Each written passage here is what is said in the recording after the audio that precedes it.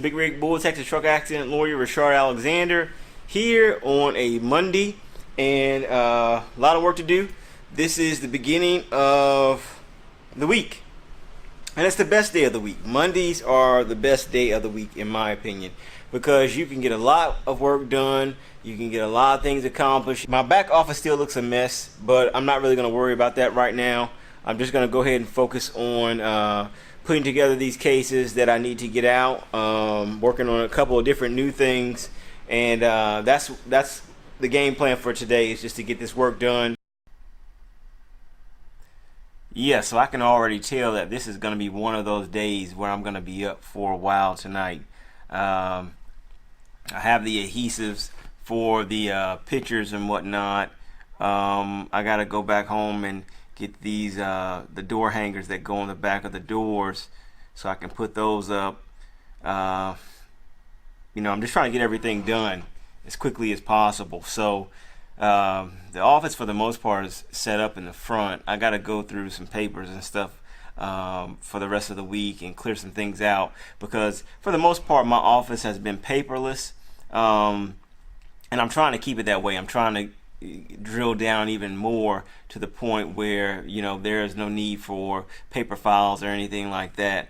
I used to keep a file cabinet with papers in it and stuff, and now I am trying to completely transition 100% to straight up electronic everything.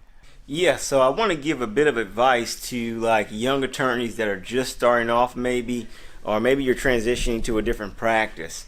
But your website is highly vital to the new transition that we're going through as attorneys out here. I think referrals are great. If you can get referrals, if people are willing to give those to you, that's great. But in this day and age, you have to be able to generate your own traffic. You have to be able to do your own work. And what I've learned to do is that you try to build up your own website. If you don't have time to do anything else, if you have a bunch of free time and you don't have a lot of clients, you don't have a lot of places to go, maybe you don't even have a lot of money, but one thing you can do is you can go on WordPress, you can put together your own website and start learning how to do that, because it might take you a few years or a few months to really understand the intricacies of how to put together a website. But the reality of it is that you'll never be able to compete with the big guys out here if you don't have a website. And that's if you don't have another referral base or source to get your clients. I'm not saying go out here and build a website that is just like a general practice website, but what I am saying is, if you want to do capital murder cases and you don't know any capital murder lawyers, number one, you need to come out here and meet some capital murder lawyers, but you also need to start gearing yourself or driving yourself towards becoming an expert in that particular field, because that will get you where you want to go faster than anything else.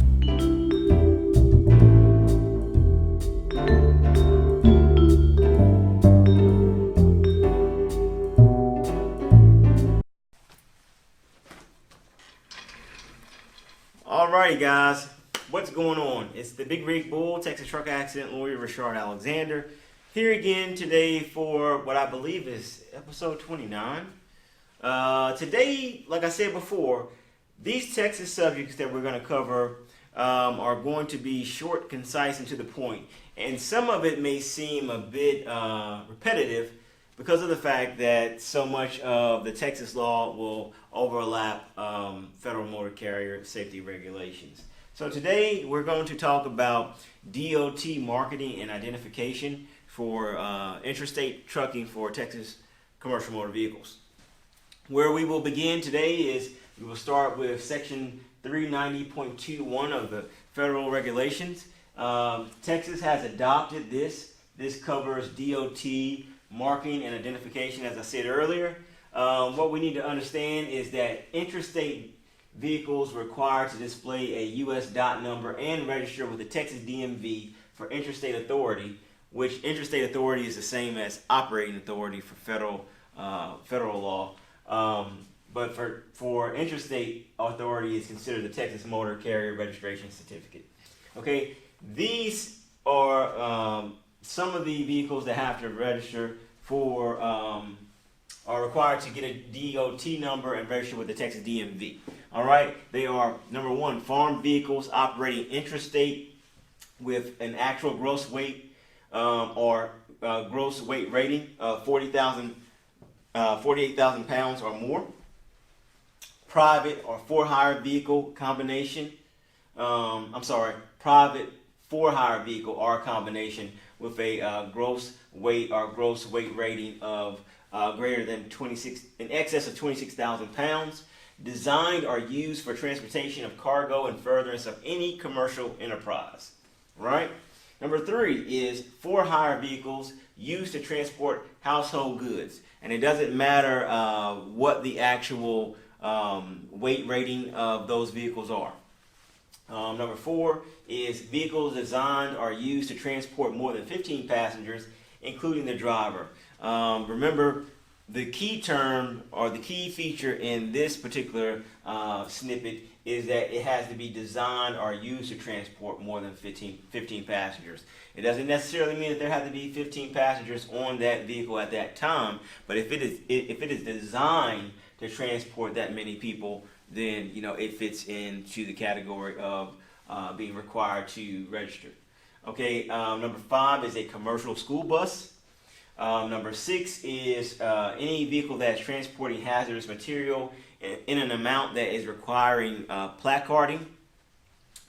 So some of this stuff it should sound very familiar if you've been following along with this vlog, because like I say, some of this is direct overlap. So you should be getting accustomed to some of the language that we're using in all this and the things that we're saying.